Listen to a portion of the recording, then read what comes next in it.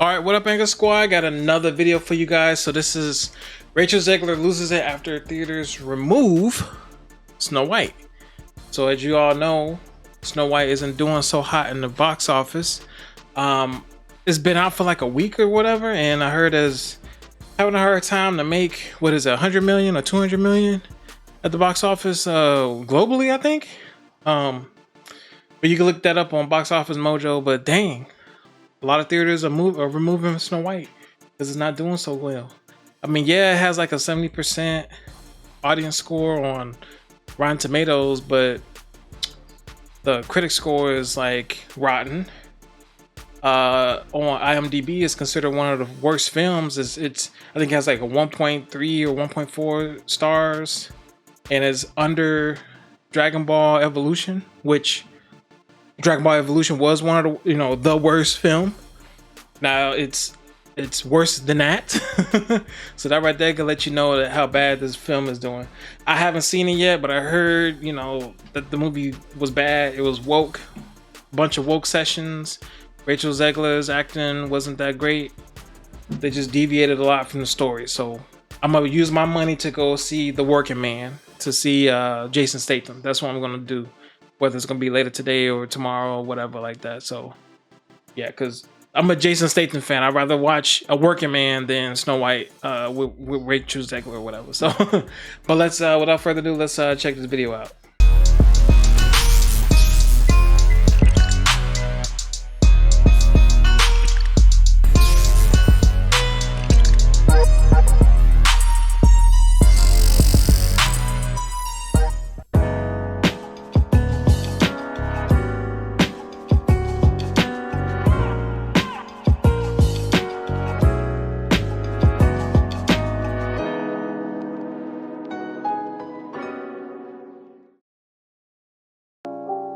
I never want it to come off as me being ungrateful for the opportunities I have. I can also be having the greatest time and simultaneously wishing people would stop sending me death threats. Rachel Zegler had hoped to... Okay, so yeah, sending death threats, that is bad. I have to give her that one. Like you don't want to, even though people may not do a well job with acting, whatever, sending death threats is bad though. Like you don't want to do that. Cyberbullying, all that stuff, that's bad. I'm against all that stuff. You can criticize, you can't criticize somebody without sending them death threats. So I don't like death threats given to people. So silence her critics, but what she posted instead lit the match that sent everything up in flames. In a now viral video filmed from what appeared to be her bedroom, the Snow White actress looked into the camera with a mix of frustration and defiance. She insisted that despite all the hate she's received online, people still show up, still line up to support her work. Her tone teetered between teary-eyed vulnerability and passive-aggressive indignation as she defended her performance and called out the negativity that's followed the project since its announcement. When I win, the winged victory came to the Louvre in pieces, and people still line up to see her. And I can only hope that despite my flaws, and despite my cracks and my breaks... come on, ad, really? Come on, Mufasa, let's get in some trouble. Man, YouTube been having thousands and thousands of ads lately, man. That at every premiere and everything I do, people will wait in line to see. She spoke with the confidence of someone trying to reclaim her narrative, but the internet had other plans. Within minutes, clips from the video were circulating like wildfire. Yep. TikTokers stitched it with reactions ranging from disbelief to comedy skits. Excuse me, your curtain. Please allow me to help. Help? From you? I didn't mean to offend. I just thought you should know that That I should know what? That some privileged white guy thinks his opinion matters? Get over your entitlement. I'm not some damsel in distress waiting for you to ride in on your high horse. While X, formerly Twitter, descended into full-blown chaos. Stupid. Instead of offering the redemption arc she hoped for, Rachel had unknowingly handed her critics a goldmine. Snow White, budget $250 million, box office $43 million. Oh, but it's only been 2 days, give it a chance. No. Ouch. 250 and only started off with 43 million. Ouch.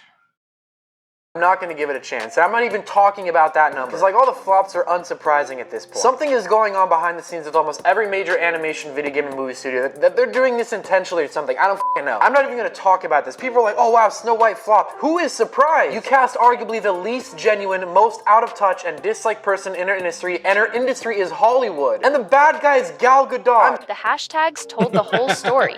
Cash Snowflop. What should have been a heartfelt defense was seen as tone-deaf, self-centered, and out of touch with the reality of the film's reception. This wasn't a surprise to everyone. Many online had been waiting for this moment. To be honest, though, I think some people probably watch it on the streaming platform. Like, some people probably just ain't gonna pay money to go see it. They'll probably wait to go see it for free or see it when it comes out on Disney Plus or whatever, to be honest, though. But if that, like, some people just don't want to spend their money on watching it. Hey guys, I watched Snow White, so you don't have to. Let's get into it. Now, first things first, Snow White gets her name not from the fairness of her skin, as we obviously know. Rachel Zegler would be a miscast in that sense. Instead, she gets her name from surviving a snowstorm. Her father and mother are king and queen to a utopian communist society. I'm not joking, guys. Everybody shares and is mindful of what each person is getting, and we spread our resources evenly, which is where this idea of fairness, as Snow White is the fairest of them all, is really presented in the film. Some even celebrating it. Screenshots of review bombs, meme threads mocking her statements about not needing a prince, and out-of-context clips from old interviews all resurfaced like clockwork. I'm a narcissist. The original cartoon came out in 1937, and very evidently so. Okay. There's a big focus on her love story with a guy who literally stalks her. Weird. And then it became that interview right there is probably one of the ones that killed it, though. That one that she just did. Yeah, a lot of people, that put a lot of bad taste in a lot of people's mouths, and yeah, like a lot of people didn't like that one. A lot of people didn't. I will elbow everyone out of the way to play the part. That people will assume is a love story just because, like, we cast a guy in the movie, Andrew Burnap. All of Andrew's scenes could get cut. Who knows? It's Hollywood, baby. I say. Really? Like, yeah, saying all of his scenes could get cut means that she's already in the thought process of wanting it to get cut. And yeah, a lot of people didn't like that, yeah. 18 hours in a dress of an iconic Disney princess. I deserve to be paid for every hour that it is streamed online. And we absolutely wrote a Snow White that is not going to be saved by the prince. She's not going to be saved by the prince, and she's not going to be dreaming about true love. She's dreaming about becoming the leader she knows she can be. What was meant to be a fairy tale comeback had become a digital witch trial. And in their eyes, the villain wasn't the evil queen, it was Rachel herself. People didn't forget the earlier press interviews. Dang, they said the villain was Rachel herself. Okay. Oh, I get it. It's just the way it came out. Just when you put two and two together, it makes sense. Like, the actual villain was her. So yeah, it makes sense. It makes sense. Where she laughed off the original 1937 Snow White as weird and creepy. There's a big focus on her love story with a guy who literally stalks her. Weird. And then dismissing its romantic core as outdated. Those clips had aged like milk. But the online backlash wasn't just talk, it translated into cold, hard numbers. Snow White opened to a stunningly weak $45 million at the domestic box office. Especially for like a Disney film, you know what I'm saying? Like, it didn't even do better than Mufasa, nothing, like. And it's a very popular character. So, yeah, it fell on arrival, dead on arrival, whatever you want to call it. Yeah. For a Disney live-action remake, let alone one that carried the historic legacy of the company's first animated film, that number was shocking. Especially when compared to The Little Mermaid, which despite its own controversies and online debates, pulled in a healthy $95 million on its opening weekend. Box office analysts weren't just concerned, they were stunned. Some called it Disney's biggest miscalculation in years. Others flat out labeled it a flop. Either way, the numbers didn't lie. And the consequences were immediate. Major theater chains began to quietly pull the film from their biggest screens, slotting in higher-performing features and pushing Snow White to less desirable showtimes. Some locations dropped the film entirely within its second week. For a Dang. company like Disney, known for dominating the theatrical market, this was uncharted territory. And for Rachel, it was a public unraveling. Even Disney's marketing machine couldn't save the narrative once audiences had already turned away. Then came the Oscars. Please welcome Rachel Zegler and Gal Gadot.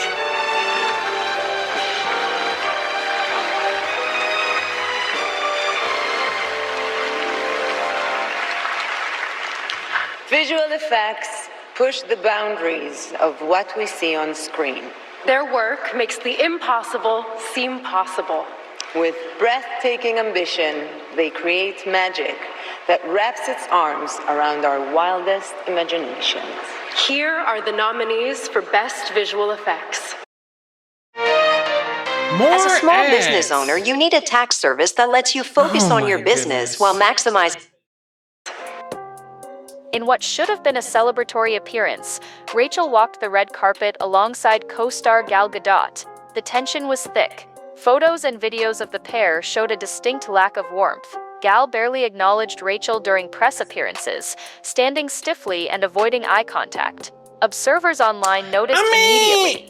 Body language experts and gossip blogs were quick to point out what Disney PR had hoped to downplay. These two women were not on good terms. Not anymore. And insiders later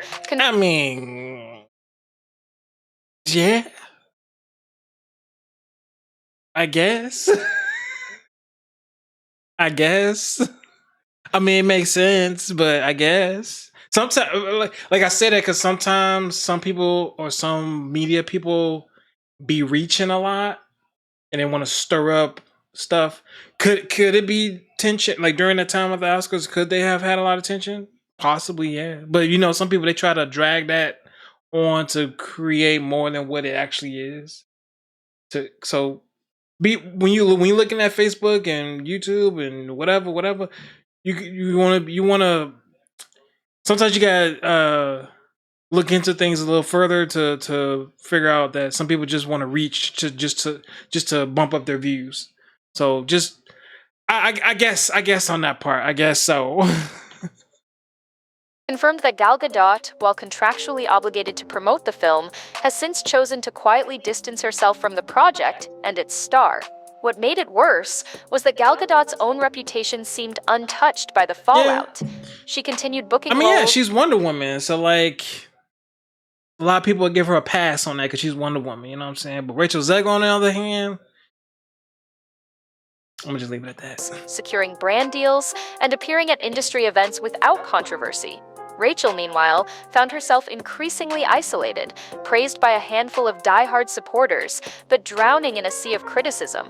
Her Oscars appearance was meant to be damage control. Instead, it cemented her position as the face of Snow White's failure. All the goodwill that once followed her from West Side Story had vanished. I mean, yeah, because like when you're the main person, especially with a character as big as Snow White, and if your movie fails and you are that character, like all eyes are going to be on you. Same thing if you're the star of a superhero film, like if you're Spider-Man or if you're Venom or if you're Captain America or whatever, you are the head of that film, and if it flops, they're gonna say it flopped because of you, because you are the star. That's you at the top. You're either the first name or second name or whatever, co-star, whatever. But yeah, you are Snow White. So if your movie flop, yes, because Snow White is beloved by a lot of people. So yeah. Her attempt to modernize a classic came across as disrespectful. Her confidence now read as arrogance, and her effort to reclaim control of the narrative backfired spectacularly. What was supposed to be her breakout leading role had become the very thing that fractured her public image and perhaps her entire career trajectory. Rachel Zegler's viral meltdown may have been the spark, but the fuel had been building for months. As soon as the box office numbers began to collapse, people online wasted no time digging back through old interviews, bringing every controversial moment back into the spotlight. Chief among them, her now infamous take on the original Snow White. In clip after clip, Rachel could be seen rolling her eyes, dismissing the 1937 classic as weird and outdated. With her saying that kind of like pissed a lot of people off though, because they want to see Snow White to be saved by the prince. They don't want this woke stuff. Like that right there, like that one interview kind of screwed it up. At the romance and insisting her version would be nothing like that. She proudly declared that the new Snow White wouldn't be saved by a prince, wouldn't dream about true love, and wouldn't be you want princesses to be saved. You know what I'm saying? Like okay. How about this? For the Mario movie, right? Even though they kind of changed up Princess Peach's style and how she wasn't like the damsel in distress, she was still being saved, even though she was kind of handling her own. But people still wanted Mario to make efforts to try to save her. And they still kept that aspect in there, even though there were scenes where Princess Peach was fighting herself, or fighting as well. People still enjoy seeing Mario. But this, on the other hand, like Snow White, Rapunzel, other like princess type, like Aladdin, Princess Jasmine type films. You know what I'm saying? Like there's certain things, elements that you expecting to see when you see those films. And even in real life, like you have a princess and a prince. You have a queen and a king. You know what I'm saying? Like it goes hand in hand with each other. And to remove, or to say it's being removed, or to even remove that, because I don't know what actually happened in the film, but based off her words, she's saying that he wasn't being saved by the prince. Like I'm like, the heck, I'm gonna go see this for? Like, oh, are you deviating too much from the 1937 film? So I'm like, what? Why would I want to invest to go see this? Like I'm gonna be sitting there like, why did I spend $10-20 on a ticket? Another $10-20 on popcorn and snacks and stuff, wasting my time where I could use that time to make YouTube videos or watch basketball. You know what I'm saying? So yeah. just waiting around. But instead of being celebrated for a feminist retelling, she was mocked for missing the point and for trashing a film that generations have cherished. The backlash wasn't just from trolls or fringe voices. Longtime Disney fans, the ones who buy the merch, attend the parks, and show up opening weekend, felt insulted. A lot of times, like, there were people that they just didn't go see the film because they wanted to make a statement. Like, okay, you people felt betrayed, or they felt shocked as to what some of the stuff that she said. But like, it's like, oh, you deviate too much from this? Okay, I'm making a statement. I'm not gonna see a film. So it's like that, you know what I'm saying? If they did the same thing for like a Spider-Man or Mortal Kombat or whatever, they deviate a whole lot from the source material. Like heck, when they did Resident Evil Welcome to Raccoon City, there was a lot of things that they deviated, even though there was some gaming aspects in there from the games, they still deviated from how the character's supposed to look, how Jill, Leon, Claire's supposed to look. And it didn't do so well at the box office. Even the CGI was horrendous as well. But yeah, I mean, seeing the CGI from the Seven Dwarfs, that's another reason why I didn't go see it. Because I'm like, one, you could have just used real dwarfs, and then two, I didn't think the CGI was that great. So yeah. Parents said they wouldn't take their kids to see a movie where the lead actress had openly disrespected the original. Grandparents posted TikToks explaining how the original had touched them as children, and why they had no interest in seeing it reimagined by someone who seemed to have nothing but disdain for it. Even neutral viewers began to pile on, criticizing not just the tone of Rachel's comments, but her attitude throughout the press tour. Words like smug, entitled, and out. Yeah, I feel like if her attitude was different about the whole thing, it would have done a lot better. Even though people were claiming she's not the right ethnicity or skin tone for Snow White. I think if she showed that she cared about the film and then she didn't say all that crap during the interviews, I think it would have done a lot better. But her arrogance is kind of what made people steer far away from the film.